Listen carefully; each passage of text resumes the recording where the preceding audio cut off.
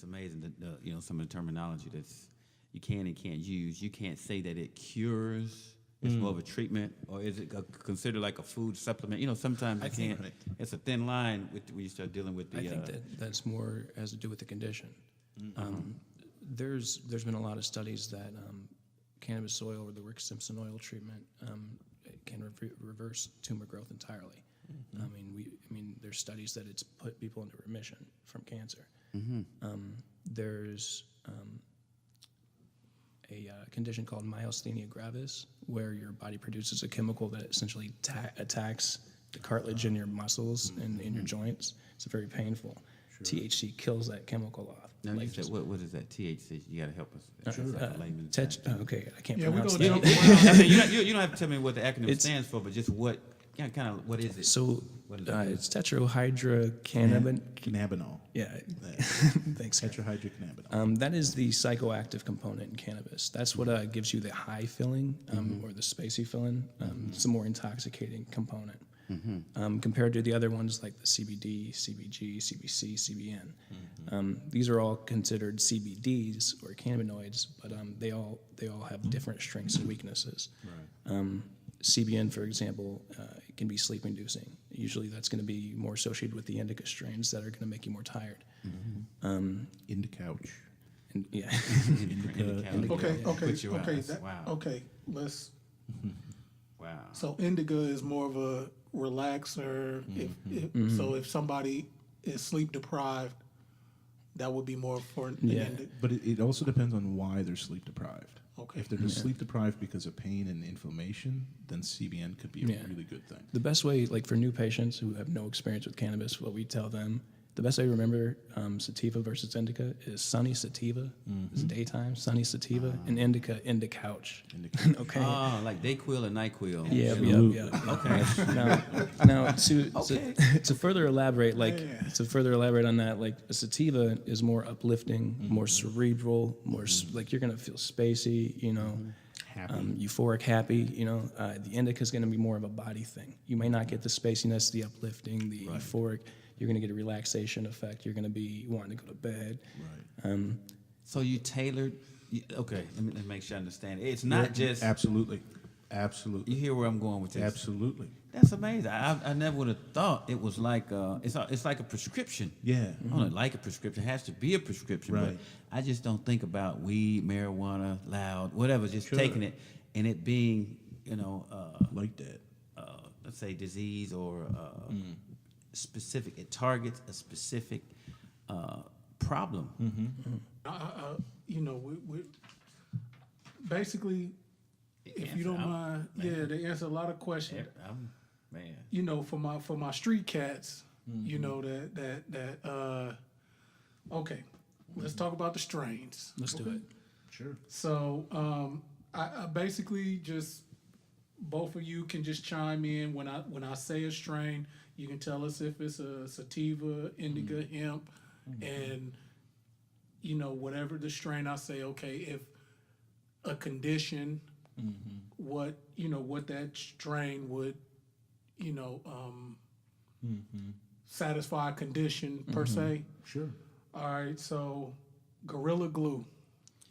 Gorilla Glue typically is a hybrid strain. By hybrid, I mean that they took a sativa and they took a indica and they crossed them together. They bred those together. Best of both worlds. And you essentially are trying to get the best of both worlds. Something that's cerebral and kind of relaxing, or some combination of one or one way or the other.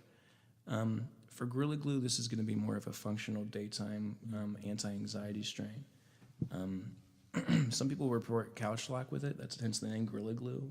You can get stuck to the couch if you do a little bit too much of this. But it's also really good for not completely putting you out. So with a decent tolerance, you can smoke this and remain functional and also have your medication.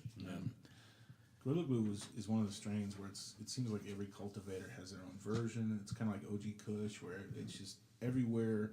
And because of that proliferance, there is some variety in the strains. So it really depends on who you snag. Well, that can also, I mean, you can say that for almost any strain, to be honest.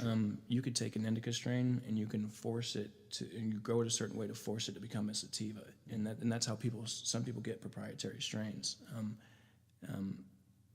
So the Gorilla Glue is more of a THC strain. This is going to have more of the psychoactive effects than the CBDs.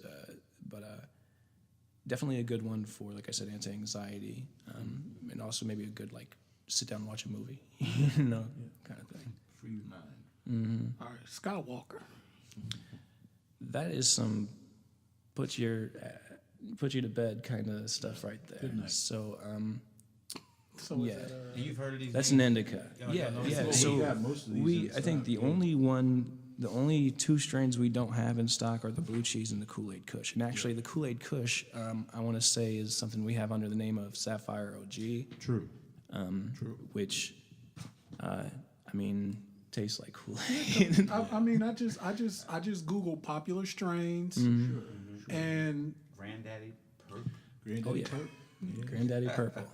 what's that? Or Grand Doggy Perp? Granddaddy Purple is a really very sweet indica dominant strain, mostly THC again. Sometimes it has a little bit of CBD in there, like 2 or 3%, so you can kind of feel it. And you remember all this stuff?